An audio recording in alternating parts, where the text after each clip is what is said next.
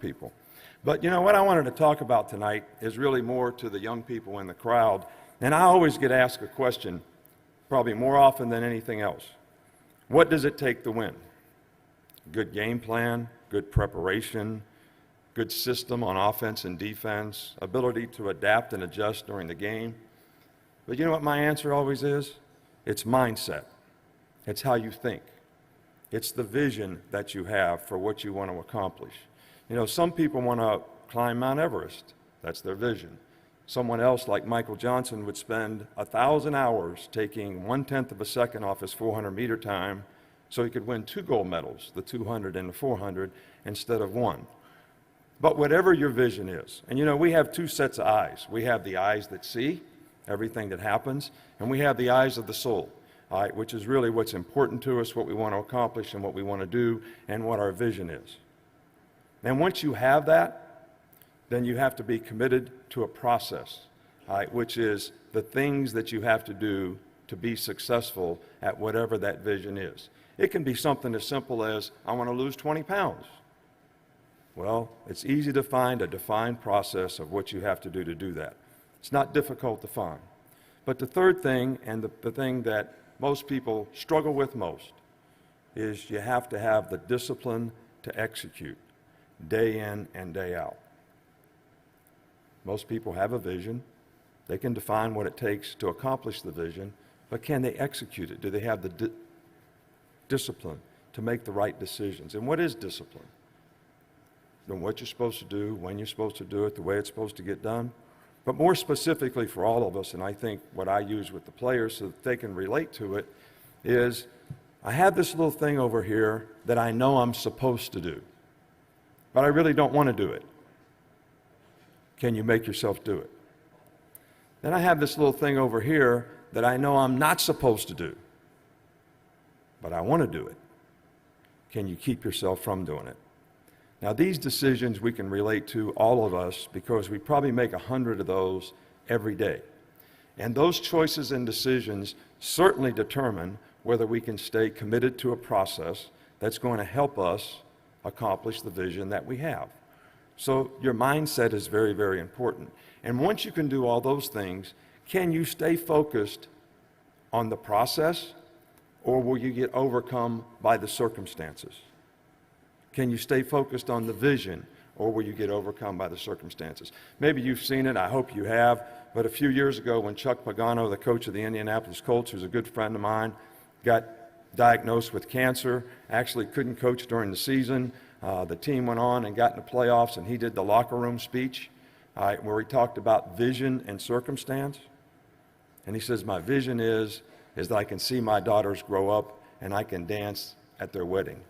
My circumstance is I have cancer. I think that's the greatest example of what I'm talking about. You know, we go out to practice and we're playing for a championship and it's cold outside and all anybody can focus on is the circumstance of the weather. This is what I'm talking about. Simple things. Can you stay focused on the things that are going to help you accomplish what you want to do? And to me, that is the most difficult thing to get young people, especially, to do today. And then what about getting people to work together? Together. You know, you really have to have, and I learned this from Bill Belichick, you really have to define exactly what the expectation is of everybody in your organization and everybody on your team and what the standard is. Because if you don't do that, people don't know exactly what's expected of them. But once it is defined, you have to hold everybody accountable to that.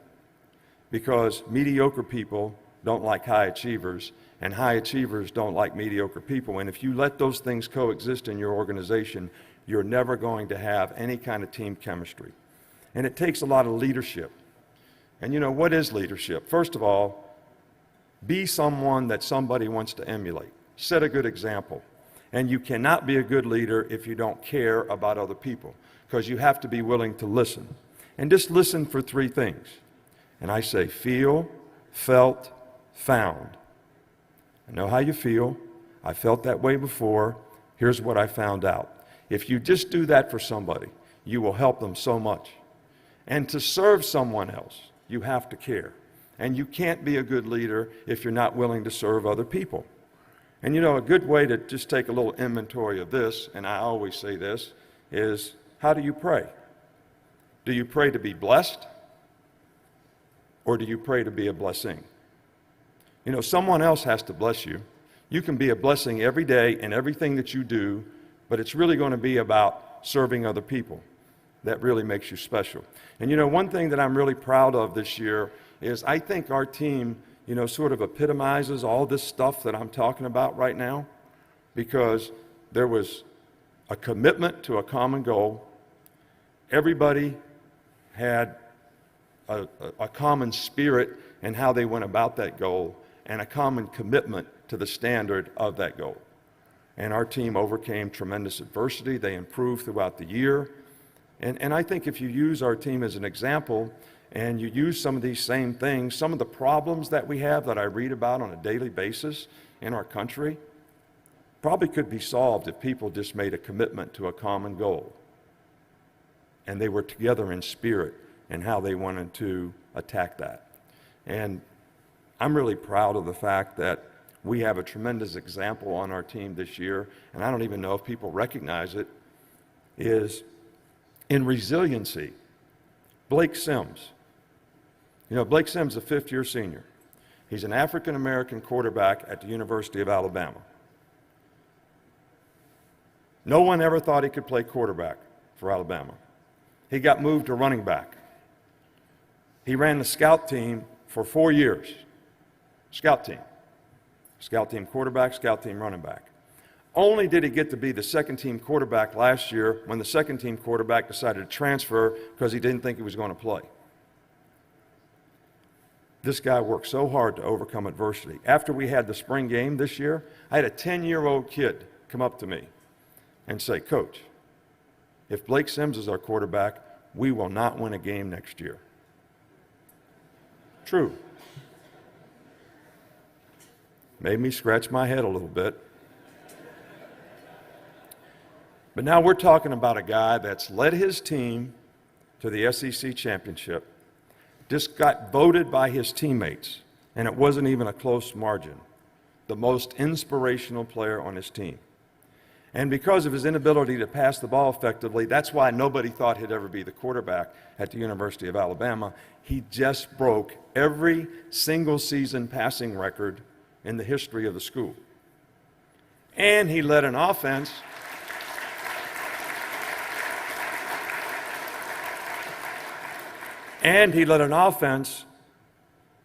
that gained the most yards of any offensive team in the history of Alabama football.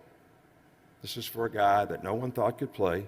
The 10-year-old didn't think could win a game because the guy worked and overcame every deficiency that he had in a way that I've never seen over a 5-year period.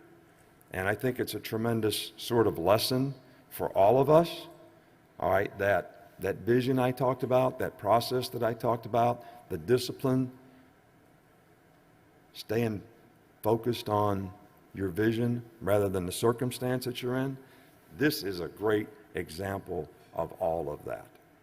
So I really hope that everybody here appreciates what these athletes go through, the work that they do, the perseverance that they have, the ability to overcome adversity. You can have no great victory in life unless you can overcome adversity.